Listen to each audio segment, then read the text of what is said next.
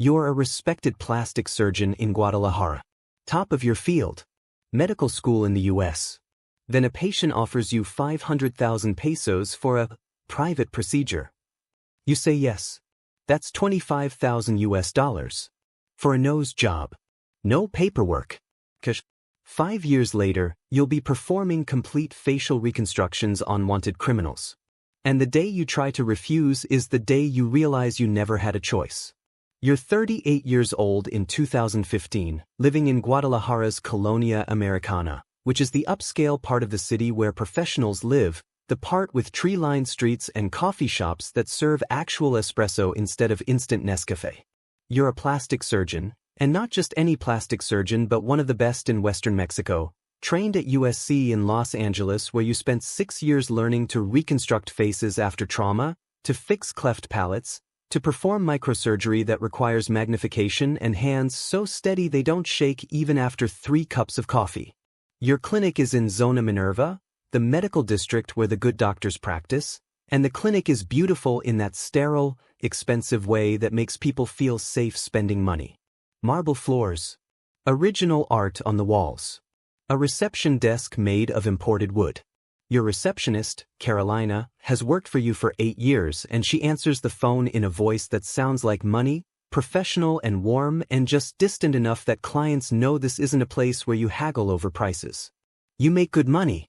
2.5 million pesos annually, which is about 130,000 US dollars, and in Mexico that's rich, not cartel rich but comfortable rich. The kind of rich where you can afford a nice car and a house in a good neighborhood and private school for your daughter and vacations to Puerto Vallarta twice a year.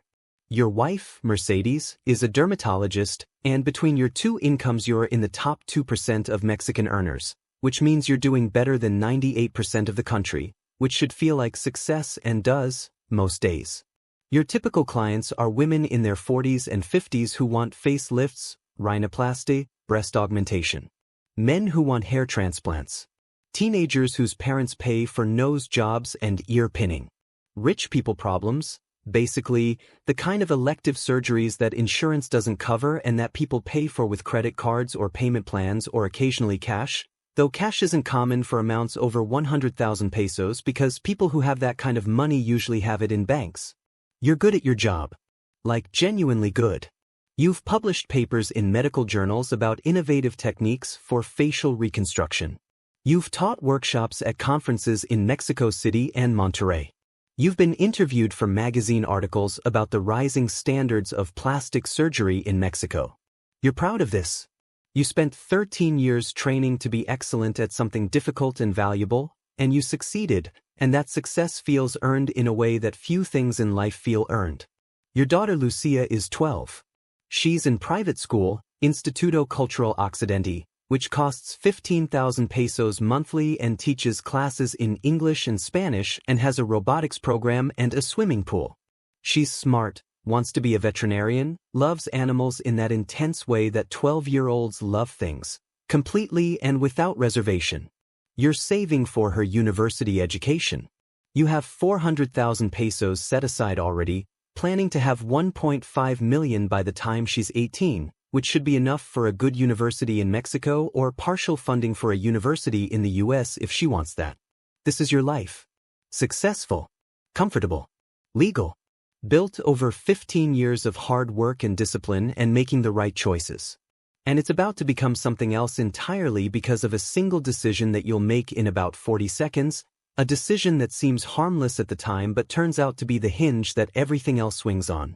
The man walks into your clinic on a Thursday afternoon in June. No appointment. Carolina tells him he needs to schedule, but he says he'll pay cash for a consultation right now, and cash consultations are unusual but not unheard of, so you see him. His name is Roberto. That's all he gives, just Roberto. No last name, and this should be a red flag, but it's not because you're busy and you assume he's just private. Wealthy people are often private. They don't want their names in medical records that could be subpoenaed in divorces or business disputes. Roberto is maybe 35, well-dressed, Ferragamo shoes, Rolex, expensive haircut. He speaks educated Spanish, the kind without regional slang, which usually means either Mexico City or international schooling. He wants a rhinoplasty. Minor changes. I want my nose thinner, he says, showing you photos on his phone of the nose shape he wants, and it's a reasonable request, completely within the normal range of what people ask for. You give him the quote. 85,000 pesos for the surgery, plus facility fees and anesthesia, total around 110,000 pesos, which is about $5,500. Standard pricing. He nods. I need it done quickly, he says. And privately. No records. I'll pay 500,000 pesos. Cash. Half now. Half after. You stop writing your notes. Look at him. 500,000 pesos is $25,000. For a procedure that normally costs 5,500. That's a significant premium, you say, because you're not stupid, you know what no records means, you know what cash means, you know that legitimate people don't offer 5 times the normal price for basic procedures. I value discretion, Roberto says, and his voice is pleasant but his eyes aren't. His eyes are doing something else, something calculating, measuring whether you're going to say yes or whether you're going to be a problem. This is the moment. This is the choice. Say no and he leaves and you continue your comfortable, legitimate life. Say yes and you cross a line that you can't uncross. You know this. You're 38 years old, you're not naive, you know that people who pay premiums for no records are people who have reasons to avoid records, which means either they're criminals or they're people in witness protection or they're people trying to avoid someone, and none of those options are people you want as clients. But 500,000 pesos is almost 4 months of your annual salary. For one surgery. For work you can do in 3 hours. And you think, it's just a nose job, what's the harm? It's not like you're doing anything illegal, you're just not filing paperwork, lots of clinics do cash procedures, medical tourism from the US is built on cash procedures, this is basically the same thing, right? You say yes. Roberto smiles, reaches into a leather bag, pulls out 250,000 pesos in cash, stacks of 500 peso notes bound with rubber bands, and sets it on your desk like he's paying for groceries. When can we schedule? You schedule him for the following week. Private surgical suite. After hours. Just you, an anesthesiologist you trust, and your surgical nurse. No records. The surgery goes perfectly. Minor changes to the nose bridge, slight narrowing of the nostrils, exactly what he asked for. 3 hours. He pays the remaining 250,000 in cash when the bandages come off. He's happy. You're richer. Everyone wins. Except 3 months later, you see Roberto's face on the news. Not the face you gave him. The old face, the before face, the face in a police photograph from 2010. The headline says he's wanted. For drug trafficking. The article says he's a regional operator for the Jalisco New Generation Cartel. The article says he disappeared 3 months ago and authorities believe he's undergone cosmetic surgery to avoid detection. They have your work. They just don't know it. You feel sick. Not because you did something illegal, though you did, you performed surgery without filing the required medical documentation, which is technically fraud. Sick because you helped a drug trafficker disappear. Sick because that 500,000 pesos was almost certainly drug money. Sick because you know what happens to people who help cartels and then try to stop helping cartels. You tell yourself it was one time. You tell yourself you'll never do it again. You're lying and you know it. Age 39, 6 months after Roberto's surgery. A different man comes to your clinic. His name is Javier. Same pattern. No appointment. Cash consultation. Wants rhinoplasty and cheek implants. Offers 800,000 pesos. You say no. You tell him you don't do undocumented procedures anymore. He nods, understanding, sympathetic even. I understand, he says. Roberto said you were cautious. That's good. But Roberto also said you were excellent. And we need excellent. The use of we is deliberate. Not I need. We need meaning in organization. Meaning this isn't a request from one individual, it's a request from a structure, a hierarchy, a network of people who have resources and reach and the ability to make problems for people who don't cooperate. You tell him no again. He doesn't get angry. He just smiles, stands up, thanks you for your time. As he's leaving, he says something that sounds casual but isn't. Beautiful daughter you have. Lucia, right? She goes to Instituto Cultural Occidente. I saw her there yesterday. Robotics club. Very smart girl. He leaves. You sit in your office staring at the wall where his threat is still hanging in the air like smoke. He knows your daughter's name. He knows her school. He knows her activities. He saw her yesterday, which means he or someone working for him was there, watching her, close enough to see what she was doing. This is the message. We know where your family is. We can reach them whenever we want. Cooperation isn't optional. You do Javier's surgery 2 weeks later. Rhinoplasty, cheek implants, subtle changes that alter his face enough that facial recognition software would struggle. 800,000 pesos, half up front, half after. The surgery goes well. Your hands don't shake even though your mind is screaming at you to stop, to refuse, to go to the police, to do anything except continue enabling criminals to evade law enforcement. But you continue because the alternative is your daughter becoming leverage, becoming a target, becoming a tool they use to ensure your compliance. This is how it works. They don't threaten explicitly. They don't need to. They just make sure you know they can reach your family, and your brain fills in the rest, imagines the worst possible outcomes, and those imaginary outcomes are more effective than any actual threat because you're doing their work for them, terrorizing yourself, building a prison in your own mind where the walls are made of fear and the bars are made of what-ifs. Age 40. You've done 6 surgeries in 18 months. All cartel. All cash. All undocumented. Total earnings, 4.2 million pesos, which is 210,000 US dollars, which is more than you make in an entire year from your legitimate practice. The money sits in a safe in your house because you can't deposit it without triggering anti-money laundering flags. Large cash deposits get reported to the federal authorities, and federal authorities would want to know why a plastic surgeon is depositing hundreds of thousands of pesos in cash. So the cash sits. You use it for expenses that don't require banks. Private school tuition paid in cash. Groceries paid in cash. Gas paid in cash. Home repairs paid in cash. You're laundering your own drug money through your own life, using it to subsidize your legitimate income, which means your comfortable life is now partially funded by the same cartels that are destroying Mexico, and this is the family funding paradox completing itself even though you never intended to join a cartel, you just performed some surgeries. The requests get more complex. A man wants complete facial reconstruction. Not subtle changes. Complete. Different nose, different cheeks, different jaw, different everything. His face is on wanted posters in Sinaloa and Jalisco. There's a 5 million peso reward for information leading to his capture. And he's sitting in your consultation room asking you to make him unrecognizable. The price, 2 million pesos. 100,000 US dollars. For one surgery. This is different from a nose job. This is actively helping a wanted criminal evade law enforcement. This is the kind of thing that, if discovered, means federal prison, not for violating documentation requirements but for obstruction of justice, for aiding a fugitive, for participating in a criminal conspiracy. You say no. You tell them this is too far. The man doesn't argue. He just leaves.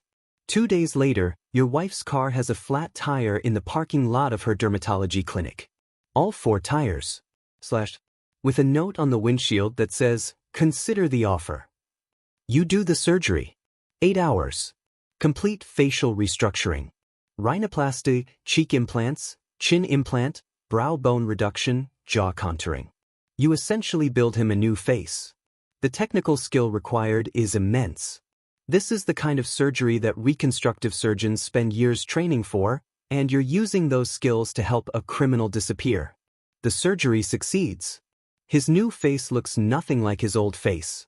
The man leaves with an identity that will let him walk past police checkpoints without being recognized. You take the 2 million pesos. You put it in the safe. And you realize you've crossed so many lines that you can't even see the original line anymore. You started with minor aesthetic changes. Now you're performing federal crimes. The escalation was so gradual that you didn't notice each individual step, but looking back from where you are now to where you were 18 months ago, the distance is enormous, and you covered it in such small increments that it never felt like you were making a huge choice, Just a series of small compromises, each one justified by the previous one. Age 42, 2019. You're not just doing occasional surgeries anymore. You're part of the infrastructure. The cartel has a system. When someone needs to disappear, when someone is too hot, too wanted, too recognizable, they come to you. You've done 23 complete facial reconstructions. You've changed the identities of people wanted by Interpol, by the DA, by Mexican federal authorities. You've given new faces to people who have killed, who have trafficked, who have committed crimes you don't want to know about because knowing makes you more complicit than you already are. They pay well. Average 1.5 million pesos per surgery. Last year, you made 18 million pesos from cartel work, which is $900,000, which is 7 times what you make from your legitimate practice. You've stopped taking regular clients. The clinic still operates, still has the marble floors and the original art, but it's mostly a front now, a way to maintain your cover as a successful plastic surgeon, and your real work happens in a private surgical facility in Zapopan that the cartel bought and renovated specifically for these procedures. The facility is state-of-the-art. Better equipment than most hospitals. German surgical microscopes. American anesthesia machines. Everything you need to perform complex operations. There's an apartment attached where patients stay for 2 weeks during recovery, completely isolated, guarded, with medical staff on call. You've stopped questioning who these people are. You've stopped watching the news. You've stopped reading articles about cartel violence. Ignorance feels like protection even though you know it isn't. Your wife knows something is wrong. She doesn't know what. She knows you're stressed. She knows you're distant. She knows you've been making a lot of money that doesn't come through the clinic's books. You tell her you've been doing medical consulting for a private client. She doesn't believe you, but she doesn't push because pushing means confirming something she doesn't want confirmed, which is that the father of her daughter is involved in something dangerous, something illegal, something that could destroy their family.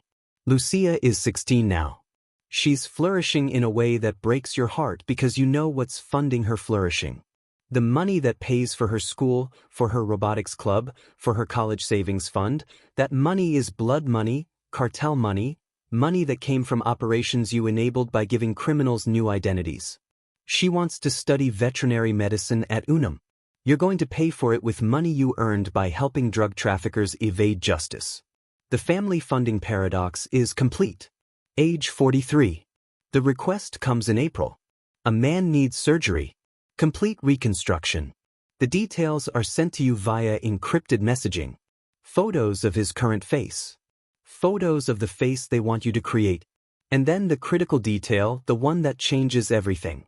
He's not just wanted by Mexican authorities. He's wanted by the U.S. for the murder of 3 DEA agents in Guadalajara in 2017.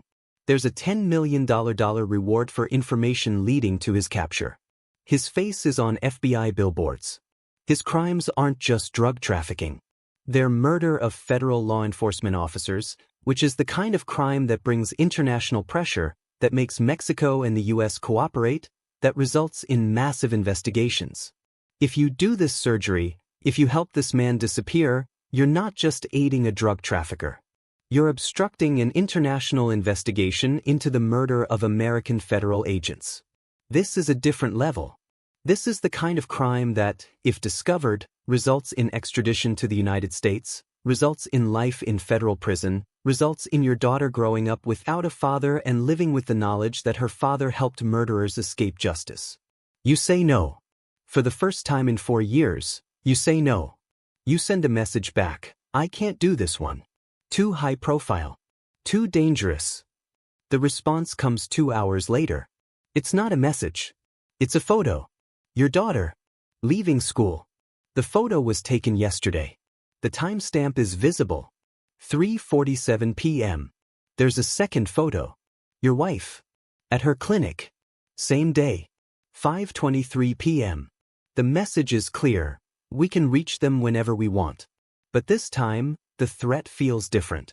Because you realize that whether you do this surgery or not, you're compromised. If you do it, you've helped someone who killed federal agents, and that's a line you told yourself you'd never cross, and crossing it means becoming something you can never come back from. If you don't do it, you're refusing the cartel, which makes you unreliable, which makes you a liability, and liabilities get handled. You have 3 days to decide. You spend those 3 days researching witness protection programs. Can a Mexican citizen enter U.S. witness protection? Yes, if they have valuable information. Do you have valuable information? You've operated on 23 wanted criminals. You know their new identities. You have photos. You have dates. You have everything the DEA and FBI would need to recapture people who have disappeared. But offering that information means confessing to 4 years of federal crimes. Means your medical license gets revoked. Means you probably serve time in federal prison. Means your family learns the truth about what you've been doing. Option 1. Do the surgery. Cross the final line. Help a cop killer. Become someone you can't forgive. Option 2. Refuse the surgery. Put your family at risk. Hope the cartel shows mercy, which they won't. Option 3. Go to the authorities. Confess everything. Enter witness protection. Lose everything you've built, your career, your reputation, your life in Mexico. 3 terrible options. No good ones. This is the trap closing completely. On the 3rd day, you make a choice. You call a number you found on the U.S. Embassy website. Cultural attaché, which is code for CIA station. You ask for a meeting. Private. Urgent. They agree. You meet at a Starbucks in Zona Rosa, which feels absurd, confessing to federal crimes over overpriced coffee in a shopping district where teenagers are buying clothes and taking selfies. The man who meets you is American, maybe 40, casual clothes, good Spanish. He doesn't give his name. You tell him everything. For years. 23 surgeries. Wanted criminals given new identities. Names, dates, photos. You tell him about the DEA killer, about the surgery they want you to perform, about the threats to your family. He listens without interrupting. Takes notes on a phone that probably isn't actually a phone. When you finish, he's quiet for a long time. Then he tells you what happens next. We can protect you. Your wife. Your daughter. Witness protection. New identities. New city. Probably in the U.S. You'll need to testify in federal court about the surgeries you performed. You'll face charges for obstruction of justice, but we can negotiate those down to time served if you cooperate fully. You'll lose your medical license. You'll never practice medicine again. Your daughter will have to change schools, change her name, lose all her friends. Your wife will have to abandon her practice. Everything you've built, everything you are, ends. But you'll be alive. That night, you tell Mercedes everything. Every surgery. Every payment. Every threat. Every compromise. She cries. Not because you did it, but because you didn't tell her sooner, because she's been living in a marriage built on secrets, because the money she thought came from consulting came from criminals, because her life is about to end and she didn't even know it was in danger. Lucia walks in while you're talking. Here's enough. Looks at you with an expression that looks like someone broke her favorite thing. Which you did. You broke her trust. You broke her image of who her father is. You broke the family. 2 days later, you're on a plane to Houston. You, Mercedes, Lucia. New names in sealed documents. 3 suitcases each. Everything else abandoned. The clinic.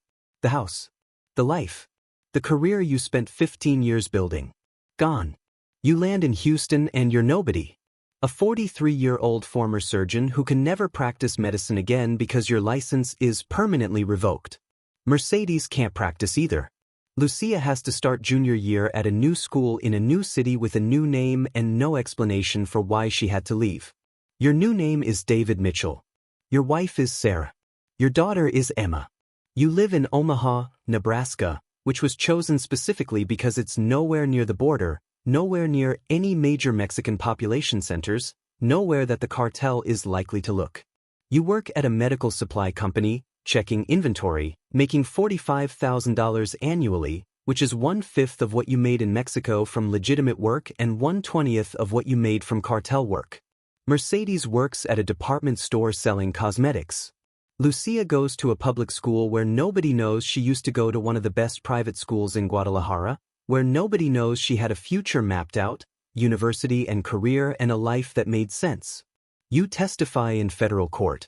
Video conference, face obscured, voice modulated. You identify 23 individuals whose faces you changed. You provide photos, dates, locations. Your testimony helps recapture 11 of them. The others are still out there, living under identities you created, faces you sculpted, new lives you enabled. The man who killed the DEA agents is caught 6 months later. Your refusal to operate on him made him desperate, made him sloppy, and he got arrested at a checkpoint using false documents that didn't match his face well enough. Your no saved his capture. Your yes would have let him disappear forever. You serve 18 months in federal prison for obstruction of justice. Minimum security, protective custody, segregated from general population because cartel reach extends into American prisons. You're released at 45. Mercedes waited. Lucia barely speaks to you. The trust is gone.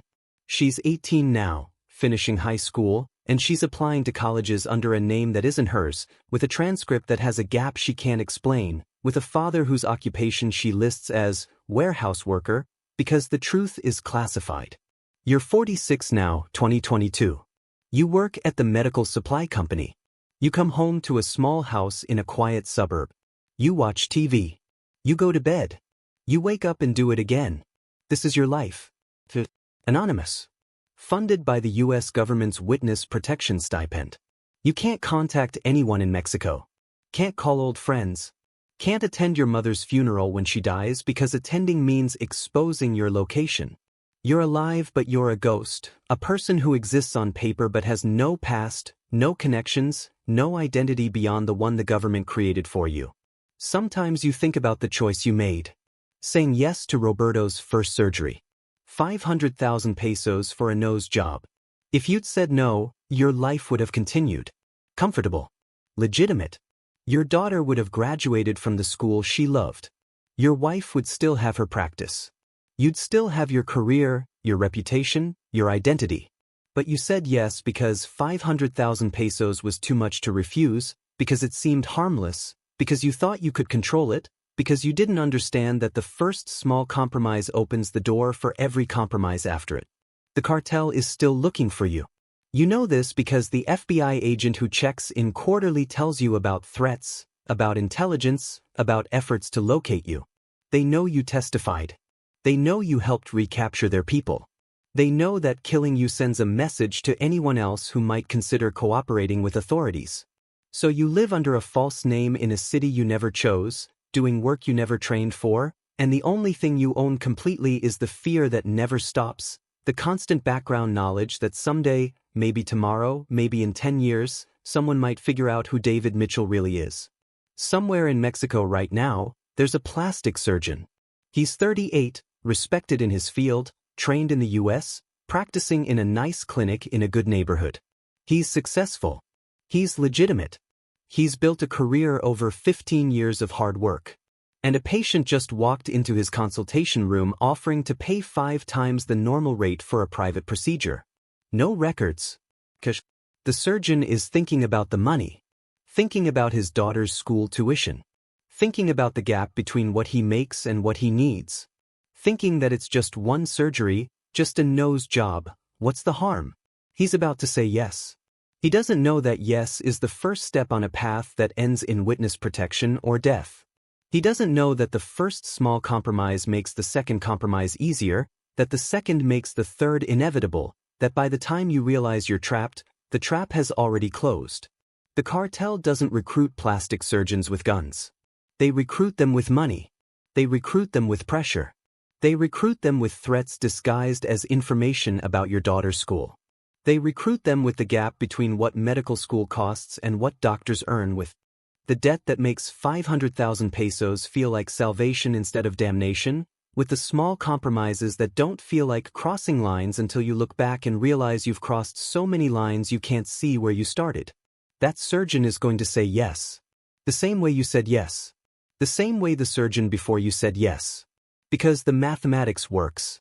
Because the money is real and the threat is hypothetical until it isn't.